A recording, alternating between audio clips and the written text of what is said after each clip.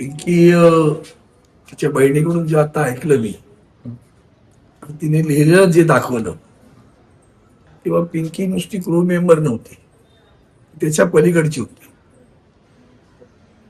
दादा सुद्धा जे काही मधल्या काळात बोलून गेले, आपण राहिलो नाही, अशाच मतितार्थाचं वेगळं तिनं पण बोलून दाखवलेलं आहे. परिवाराशी बोलताना लक्षात आलं की तिचं स्वतःचं जीवन सुद्धा खूप संघर्षशील आहे.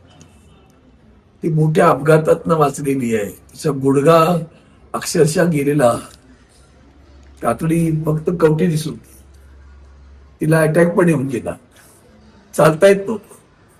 अशा अवस्थेत ती मुलगी पायावर उभी राहत नाही, आकाशात उडते. ती तशी पायावर उभी राहून आकाश उडत होते, तिचे विचार पण तिच्या आकाशाच्या वरती गेले. हा अपघात आहे, त्यामुळे म्हणून मी त्यांना आता हे करत, ही गोष्ट इथे बोलू नये, ती काय बोलण्याची गोष्ट. Yes sir. त्यांना मिळायला पाहिजे हक्क त्यांचा. त्यांना काय मिळणार आहे म्हणून मी त्यांना विचारायला आलो त्यावेळेसाठी, तेही विचारलं.